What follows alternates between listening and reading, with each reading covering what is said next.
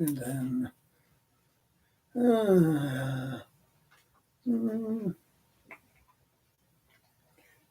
oh, we're already live on ComedySchoolsRadioNetwork.com and on YouTube. We're just waiting to go live on Facebook Live, and then I'll be with you. So I was going to tell you, go out and make a sandwich or something. You don't go out and make a sandwich now. You know what? You can carry your phone around and watch this. You can take it right over to your sandwich making area. Hi, everybody. I am, if you have a sandwich making area, I am Tony Vicich, and I'm getting situated here. You are watching Living on a Thin Line with Tony Vicich. We come to you every day at 2 p.m. Mountain Standard Time, which it is right on the nosy right now. We are your daily distraction diversion from all the anxiety, hoopla, and weirdness in the world today. This is where we all take a little break, think about other things and the things we have to think about. And man, once again today, do I need a break? I am, hello, Diane Howe. Hello, Tina and Mike. Hello, new to the show, Stacey and Leah Becker is watching. I was on the phone for the last 2 hours with the Social Security Administration because I have to sign up for Medicare. Not a terrible thing, okay? And it's supposed to be a simple process, take 10 minutes, but not for me because they ask you a series of questions to make sure that you're you. So did you ever have a mortgage with? And some of these are from like 40 years ago, and I'm going, no, I don't think I ever had a mortgage with Uncle Joe's mortgage. And they go, you answered wrong, and you get locked out. So I answered the security questions wrong. There was one where they asked me if any of these phone numbers yours. And after I put no, I went, oh, yes, that was my phone number in the 80s. How do they know my phone number from the 80s? How do we get away with anything at all? Well, they know more about us than we do if we're trying to get away with anything. Tina and Mike, no sandwich, have an ice cream cone. Hello, ice cream cone. That sounds mighty tasty. Anyway, now I've got a phone appointment with them Monday, and I'll do it on the phone the right way. So that was my whole morning. Not my whole morning, okay, but where I'm supposed to be at the decks doing stuff. I spent 2 hours promoting whatever it is I promote. My brother Jerry's watching right now. He has he's an excellent artist and a great art teacher. I don't know if either one of those is above the other, excellent or great. I just wanted to use two different modifiers, so I wasn't repeating myself. He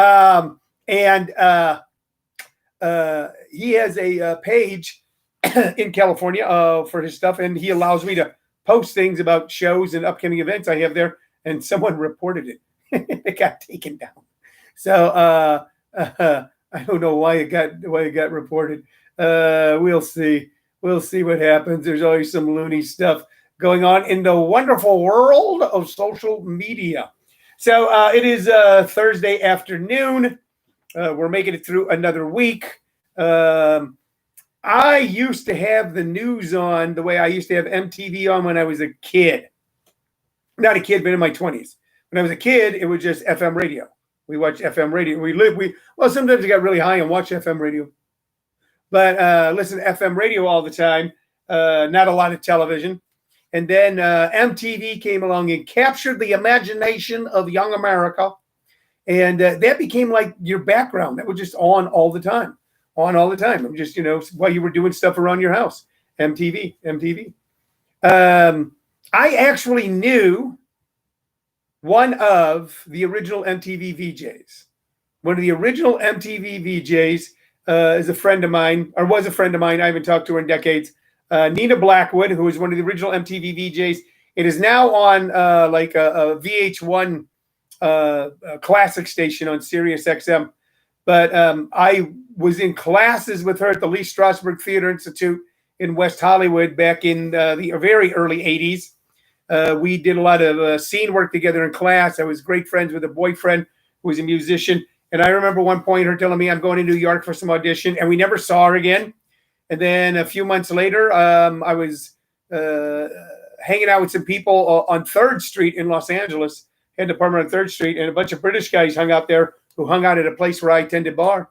And I came there one night, and I go, what are you guys doing? I go, oh, Tony, we're watching this thing called music television.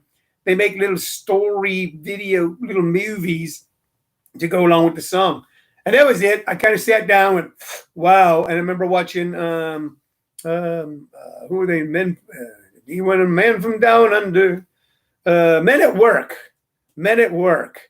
Watching Men at Work and the Pretenders and Greg Kinband, and just totally captivated. And all of a sudden, there's one of the VJs going, "Hi, Nina Blackwood." And I went, "Wow, that's Nina." She got the gig, and she became a part of American history. Anyway, just a little sidetrack there, a little name drop.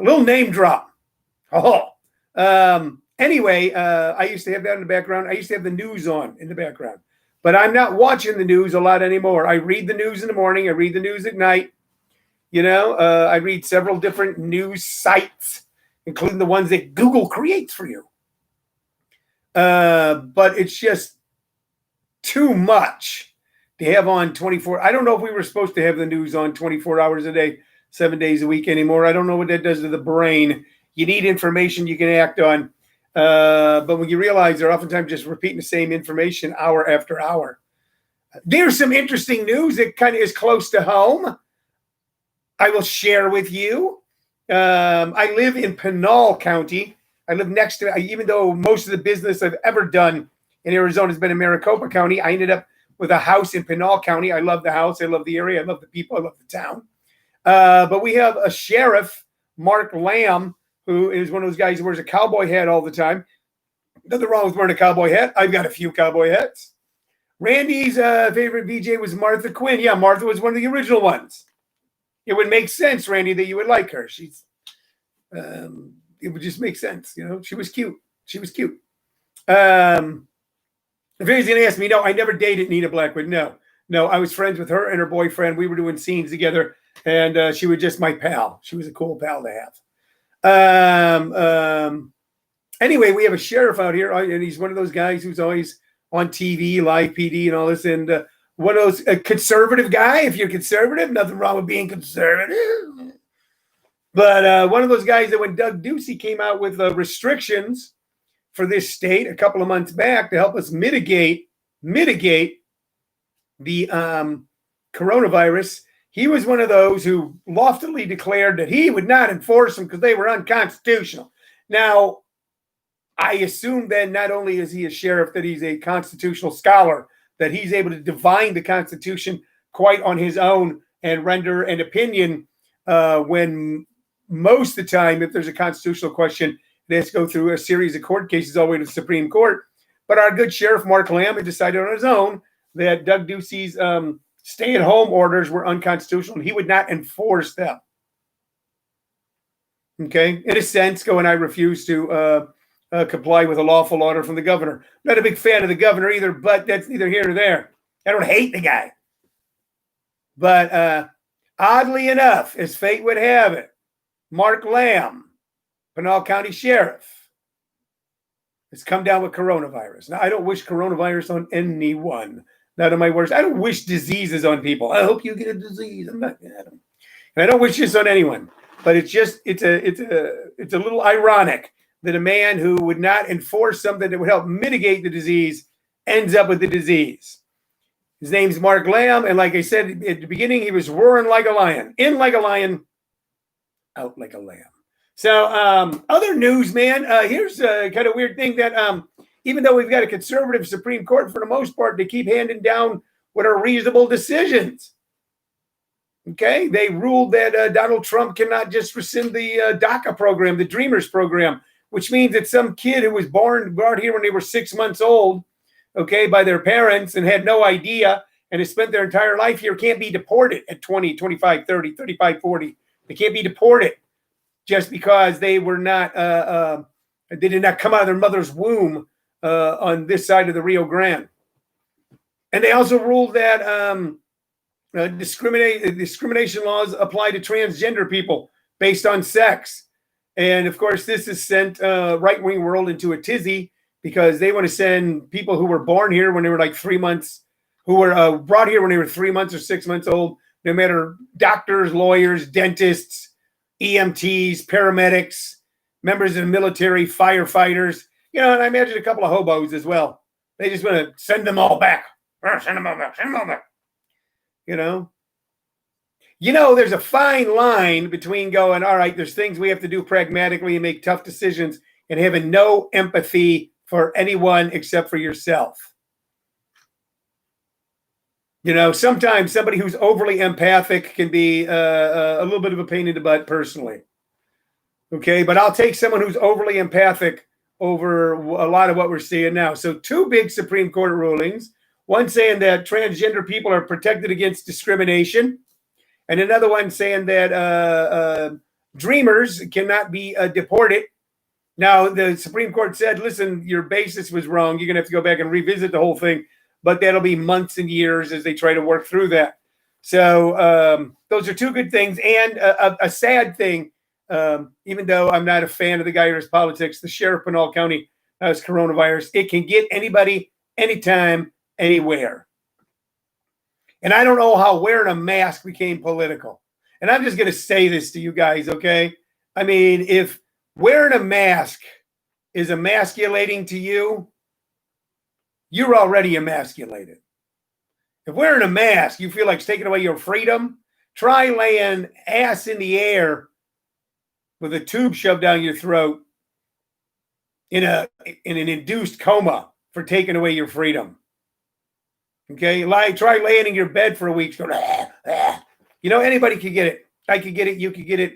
As many precautions as we take, you could get it. But darn it, there's just some things we can do that can lessen that impact, lessen that blow. Okay, and keep us all safe as they work on testing, tracing, treatment, vaccine. All right. That's all I'm going to say about all that stuff today. Hey, any of you have ever watched this show before or listened to the show before? No, it's on 3 platforms. It's on Facebook Live. It's on YouTube, where I get a lot of girls that go, hey, you want to see my sexy photos? That's the main comments I get on YouTube. Hey, I've got sexy photos. And, of course, on ComedySchoolsRadioNetwork.com. So we've got 3 platforms we're on, and the show is based on 3 things. It is based on interaction with you, okay, as you pop on and leave questions or comments. If you so decide, I will respond to them. Also on YouTube or on the Comedy Schools Radio. It's based on that. It's based on me showing some knickknack or memorabilia or autograph that I've got laying around here in the home office. The concept being, let's make everything old and new again, because there's less for us to do than there used to be. There's no NBA. There's no Major League Baseball. There's no football. There's most things. And it's now up in the air how many of those things will begin again in 2020. And I hope they can find a way that it's safe for anybody who goes and watches in person or any of the players. Because I don't care if you owe somebody $1 million or if you make $100 million a year. I don't wish this disease on you, nor do I wish that you be forced in a situation where you stand a good chance of getting it. But so we got to find new things. So what I've been doing is I've been going through all this stuff that used to mean something to me that's got thrown by the wayside, totally forgotten about. Okay, and going, oh, wow, this did mean something to me at one time. So we're going to go into that right now. And what I got for you today is a T-shirt. Look at this. Remember this? Yeah. That's who that is. 45th President of the United States, Barack Obama. Mr. Barack Obama, who in my estimation was one of the great presidents. He put up so many forces against him. He handled everything with aplomb and dignity and grace and charm. And as far as I'm concerned, the Affordable Care Act has been a lifesaver for me and many people I know. Okay, so it was it's not quite the last piece in Franklin Roosevelt's New Deal or Lyndon Johnson's Great Society, okay, which is making the American dream accessible for everyone, and everyone is able to stay healthy enough to be able to attempt to access it, because that's what the New Deal and the Great Society were about, okay? And the last piece, of course, was healthcare, and people still fight it tooth and nail. This shirt, I'm going to show it to you one more time. All right, there you go. I got this shirt as a souvenir when I was at Sun Devil Stadium, May 13th, 2009. May 13th, 2009. It was the ASU commencement. And I said 44th, did I, Kevin? What did I say? 43rd, 45th? I thought I said 44th. I know who the guy is. Does that count? I don't know. Anyway, a business partner of mine and I, Brad Michelson, who's a wonderful guy, somehow we got tickets to the ASU commencement. Alice Cooper sang and Barack Obama spoke. And I got to tell you, I've seen many a presidential candidate speak, all the way from George McGovern, Hillary Clinton, and others. I've written some things that some have done. The man was a fantastic speaker, and it filled you with pride, and it filled you with dignity, and it filled you with hope. Okay, and it filled you with inspiration to listen to the man speak. So there I was at ASU, May 13, 2009, for the ASU commencement, when thousands of people could gather, as we will be able to do one day again. Do not despair. Man, I almost just yanked out. When I dropped my hand like that, I hit the wire for the headphones. And it was quite a time. And I'm glad I did it. I'm glad I went and saw a president speak. A few years later, Shirley and I went and saw Hillary Clinton speak down there. Let's see. Tina and Mike Lawson says, going from Obama to Trump is going from iPhone to 2 cans and a string. Yes. Kevin Brown says, haha, that absolutely counts. When I said, do I know who the guy is? And I miss having a man like him as president. I truly do. Okay. You can't govern by tweet. You can't use, Facebook. It's cool that I'm able to do this on Facebook or YouTube. Facebook was invented by a bunch of college guys to be able to hit on girls. Okay. I think it started out as some sort of hot or not thing, and that people are, going crazy, using these things and angry and violent, and that we have a president who spends all day tweeting, is just, America's made mistakes before. Okay. At the beginning of the Republic, that we did not outlaw slavery across the board was a mistake. There would have been no Republic if those who were opposed to slavery and were abolitionists and thought that it was an infirmity and a sin against God. And there were many people in the fledgling nation who thought that. But the thought was, all right, in order to get these guys into the Union, we're going to have to let this pass in their states, because people were much more attached to their states than they were to the country at the time. And we'll move forward. Was that a mistake? We can say in the macro, yes. We made a mistake.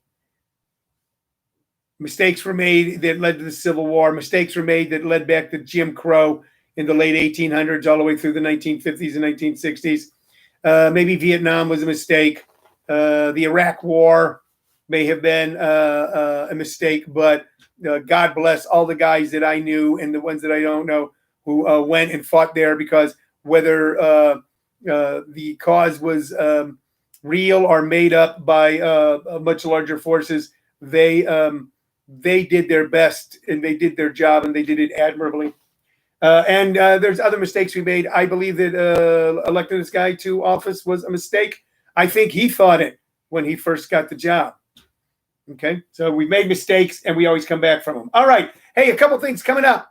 Let me tell you about these. You're going to love this. You on YouTube, you on Facebook, you on ComedySchoolsRadioNetwork.com are going to love this. I got a show coming up for you Sunday. Hold on, let me see if this thing's sticking. No. I have a show coming up for you this Sunday. Even Android users support that statement. I've got a show coming up for you Sunday night on Zoom. I got a show on Zoom. I kind of thought what's happening was going to happen. When the shutdown happened, I went, wow, this is going to be tough and strange, but we're going to get through it. And we redid our entire business online. And then people clamored for this state to open up. And I remember telling Shirley, I go, they're doing it too soon. They're doing it too fast, And now we have a tough situation here in Arizona. A tough situation here in Arizona. You are welcome, Mr. Kevin Brown. I'm responding to a comment that my good friend and very funny guy, very funny last Sunday on the Zoom show, Kevin Brown made, and also a man I'm proud to know, and a United States Marine military veteran. I knew we were going to open up a little fast, and now we're seeing that. But I tell you what you can do, whether nightclubs and restaurants are open or nightclubs and restaurants are closed, is you can catch one of our Zoom shows, and you can be socially distant and safe and still have a good time. And I've got one for you this Sunday night at 7 p.m. Mountain Standard Time. It is the Dads of Comedy. It is our annual Father's Day celebration show. It features me. I'm going to do the show from Houston, Texas. Joe Gannon, and very cool, the father and son team of Greg and Alden Moody, a father and a son who both do stand-up comedy and both great guys. And they're going to be on the show as well. So if you are looking for a Father's Day present for your pop, or if you're looking for something to do that night, and if you go, damn it, I wish we could go out, and there's the same old stuff's on television, check out the Dads of Comedy. And tickets are easy to get. Go to comedyschools.com. That's comedyschools.com, and click the link, get tickets, and you get a ticket for only $10. When you buy that ticket, you know it. You're buying three things. You're buying an evening of entertainment. You are buying into our economy because we pay the comics out of the money that you pay. And we donate money to local food banks here in our area. So you're feeding people, employing people, and having fun. Man, that's worth $10. I got that coming up. Also on the 23rd at 6 p.m., I have a free intro for my stand-up comedy workshops. Check it out. It's free. The meeting ID and password are right there on comedyschools.com. Copy and paste them. Pop in this coming Tuesday at 6 p.m. and see what we're all about. The third thing this show's all about, ladies and gentlemen, the third thing, let's see if I got this right. Good. Is I recommend two artists or piece of music from my vast vinyl collection. And it is vast. So the first thing I'm going to do, I forget what movie Shirley and I were watching. And there was a song in the background. And I'm going, you don't know what that song is. And they do that sort of thing. It's kind of jerky, but I do it. And she goes, no, I don't know. I said, that is The Move. And she goes, The Move. I go, yeah. And the song's called Feel Too Good. What movie was that, Cheryl? Do you remember? You know what I'm talking about, right? Remember that? Yeah, but I don't remember. The Move had some pretty good people in it. And they were, and one of them, of course, was, I believe one of them was Roy Wood, but one of them was Jeff Lynne. Jeff Lynne. And this is The Move. The Move had one big album-oriented hit, and it was Feel Too Good in the late 60s on like KC95 in St. Louis. So this is The Move, and I don't know if this is the best of album, but the big hit song, Feel Too Good, was here. Also, Kilroy was here. Useless Information, Hello Susie, The Girl Outside, Missed on Monday Morning, Cherry Blossom Clement, and Looking On. None of which I remember. Okay, but I remember that song, and I picked this up. I'm trying to look. That's right.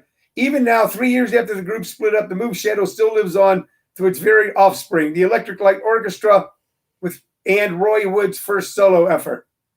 So, guys from the ELO, Jeff Lynne, started out with The Move.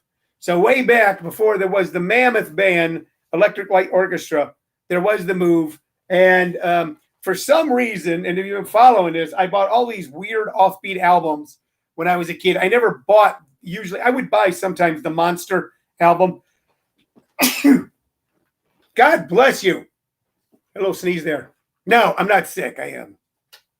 I have, you know what I got? I got, I don't know what I got. I had to sneeze. It was a live sneeze on the radio. I would always buy the offbeat album. This was an offbeat album. But if you want to Google some early, late 60s, and I don't know if they would be considered prog rock or blues rock or a combination of, but the great British bands that kind of took all of our music from the 40s and 50s and 60s and fed it back to us in a wonderful way. The Move was one of those bands. Go to YouTube and pull up Feel Too Good by The Move and tell me what you think of the song.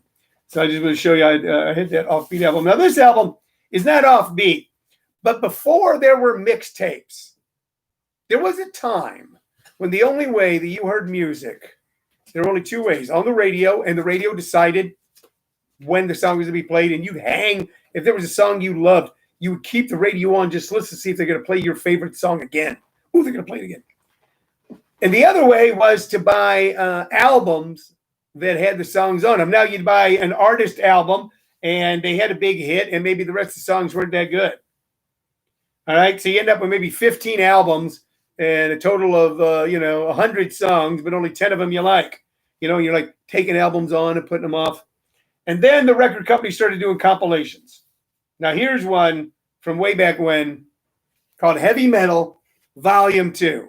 Heavy Metal Volume 2. Now heavy metal became associated with a certain type of music. Okay, a certain type of music, none of which is on this album.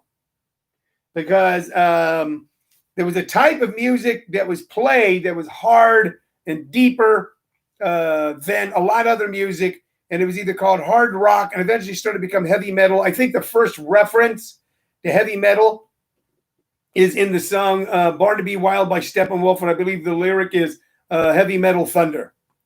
And the very first band to win a Grammy in the heavy metal category was Jethro Tull, which caused a huge uproar with young people who like Megadeth and Metallica and those sort of bands. But here is what was on Superstars of the 70s, Volume 2.